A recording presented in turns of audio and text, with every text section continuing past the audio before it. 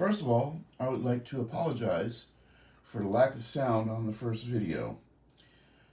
Next, I would like to end any preconceived notions that I will not be running any American freight or American locomotives on my layout. Granted, I do love me some high-speed trains, but not just foreign ones. So I'm going to start this video like I started the last one, with, now of course they're not going to want to come apart, there we go. So, my Asilla,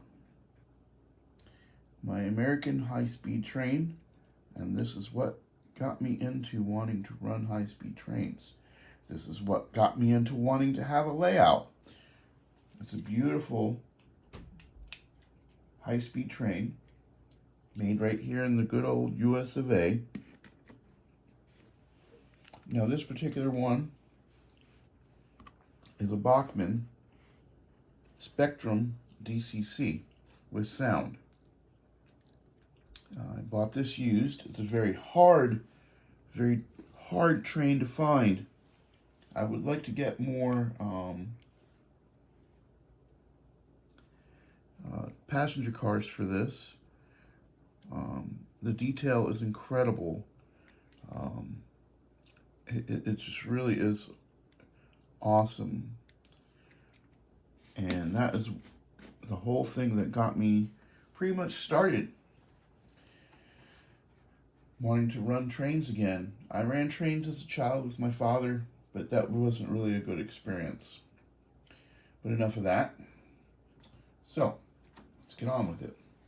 So I bought a lot of trains that came with this little cute little sucker right here, the Southern Pacific.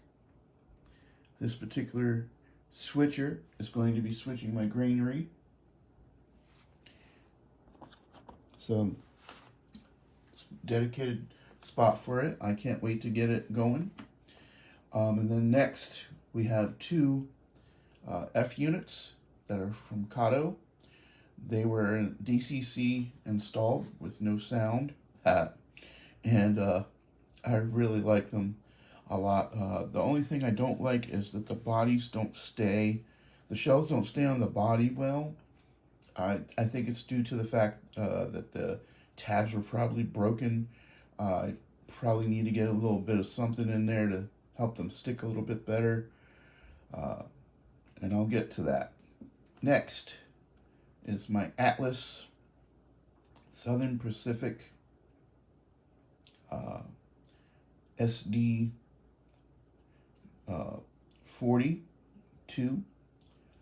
I really like that. It's a really good train. I do believe that is a Fox. Nope, that's an Intermountain. My bad. Yeah, SD40T-2 Intermountain. It is not DCC equipped yet, but it will be. Next to it, in the front here, happens to be my one of my first Fox Valley models, which is a ES44AC. Beautiful model, as expected from Fox Valley models. You can't get enough of that. Now keep in mind, these are all 6 of these engines here are Union Pacific. I do get Union Pacific local traffic. So then behind these two, we have two SD60Ms, Union Pacific. I got those because I thought I was getting SD60. Actually, they're SD60s. I was thinking that they were SD60Ms, which are the Triclops, which my local train, Ohio Central, has 2 of them. Thanks to Pappy, I found that out, and luckily I got them before all my money ran out. And so yeah, I snacked them up. They're lovely. They came, they're used, they're weathered, they look really great. Let me show you. But yeah, see how nice and weathered they are? I mean, whoever did this, the person I bought them for, did a really great job on it. On both of them. They are DC at the moment.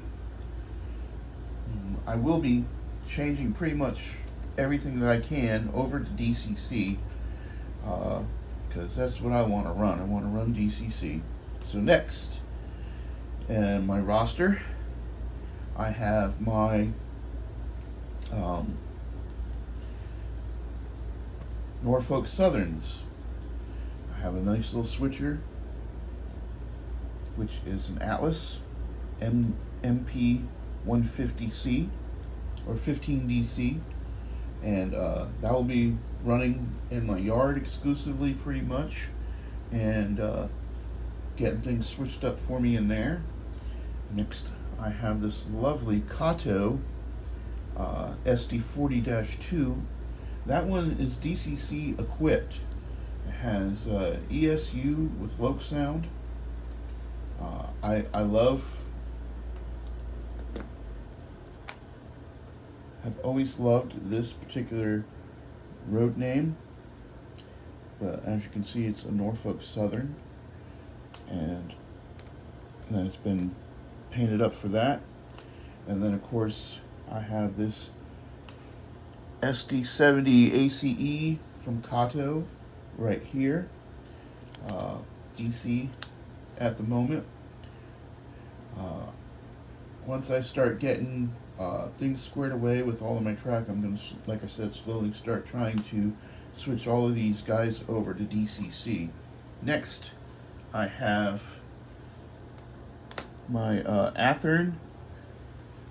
I do believe that is a SD70. Let me make sure here. Yep, SD70M with the flared radiator. Next up, I have the rest of my Amtrak fleet. I have the Bachmann Spectrum DCC equipped, incredibly awesome N-scale charger, the latest out of the Amtrak factory, so to speak. And then of course I have not one but two P42s. This particular one is already DCC equipped. It was done by the person who I bought it off of. This one is the original first locomotive I got with my Kato set, with the 3 sleeper cars, or the 3 Amtrak cars that come with the set, and of course the locomotive.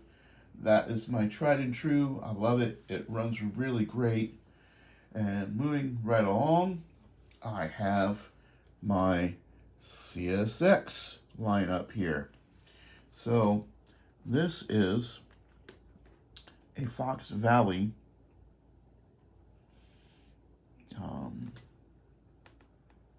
locomotive, and hold on. No, actually, that's a Kato. My bad. It's a Kato ES44 DC, and I apologize for misnaming it. But this particular engine looks really nice. It's almost as nice as a Fox Valley. Not quite, but pretty close. Moving next, I have not one but two GP38s.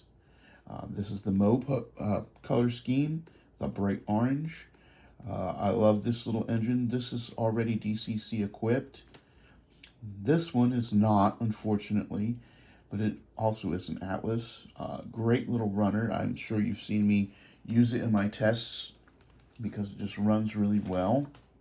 Then the only BMLI I have is the CSX right here. And hold on one second, I always forget what this one is. And it is a GEAC 6000. It's a beautiful looking engine. I'm looking forward to getting it fired up. I'm a little scared because I've heard so many bad things about the electronics in the BLMI, but I'm willing to give it a whirl. So I'm going to reposition the camera here a little bit. I apologize for any shakiness. So first up, I've got this lovely Canadian Pacific here, and it is a GEES 44AC with DCC. It has a train control systems decoder in it.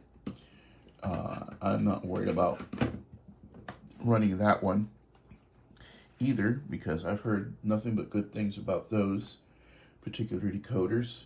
And then the next one is my Canadian National ES44AC, but it has ESU and Loc Sound installed.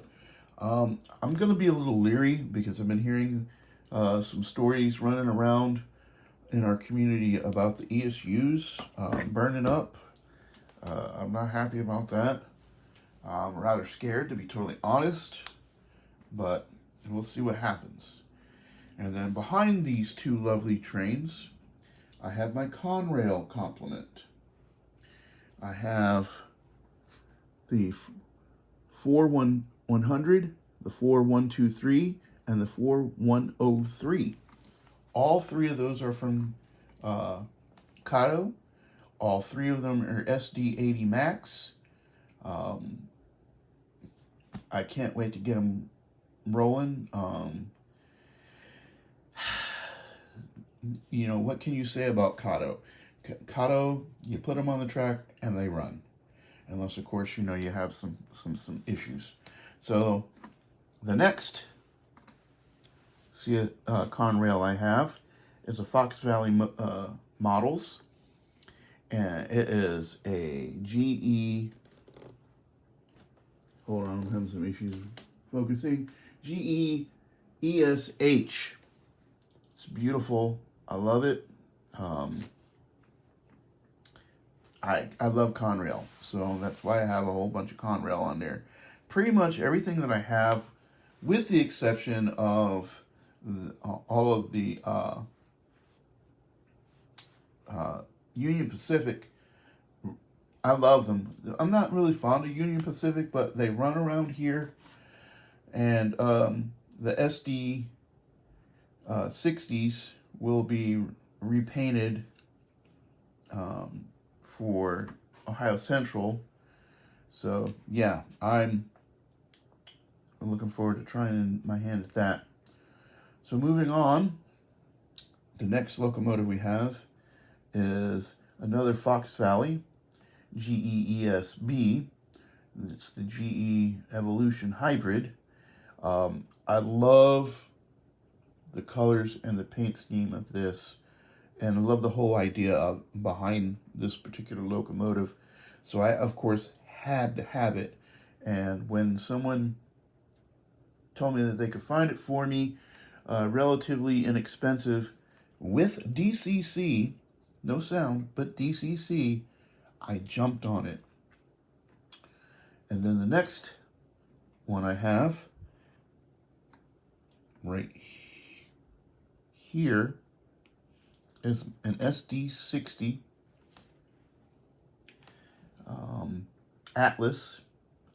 No, it's DC electromotive lease.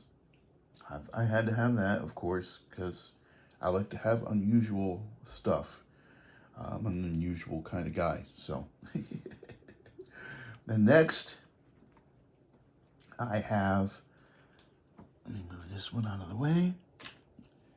I have an SD, and I'm going to reposition. Apologize for any shakiness. An SD 24. This was an undecorated locomotive that I bought used that was redecorated in this paint scheme and weathered. I really like this locomotive. It was very unusual. It's a CEFX, probably a very local line, and the gentleman probably painted it to represent this particular line, and then he weathered it. He unfortunately totally forgot the rear end, but that's okay. It's still a pretty good job. And last but not least, it's my little GP35 with my local Ohio Central system, and I know Pappy has one of these. The paint scheme on this is just really, really, really incredible. This also is an Atlas. I know I had a little styrofoam doohickey there. That's because this particular is bent a little bit. I might have to steam it, but I really love this. This was like my second or third locomotive that I bought, and it's a great runner. It runs really great. But yeah, hopefully this will put to rest any doubts that I'll be running American Freight. I have lots and lots of freight cars, American freight cars. I, of course, have plenty of high-speed trains, which I'll probably be doing another video on. Have all of them out like I have these out, so that I can share that with you. But I'm doing what I want on my layout, and hopefully you will do what you want on yours. You want to be a rivet counter? Be a rivet counter. I'm not going to knock you for it. Just don't try to force that on me, because it's not going to happen. I've had some people be kind of rude to me, and they're rivet counters, and that's fine. I just don't go to their store anymore. Luckily I have several train stores that I can go to within the confines of the city that I live in. I'm totally blessed with that. But yeah, so I hope this video finds you well. And once again, I apologize for the lack of sound in the first video. I have subsequently deleted that particular video and redone it here, and I will upload this very shortly. And once again, I apologize to all of my subscribers for having to put up with that monstrosity of a video that I put up with no sound. I hope the day finds you well, and God bless.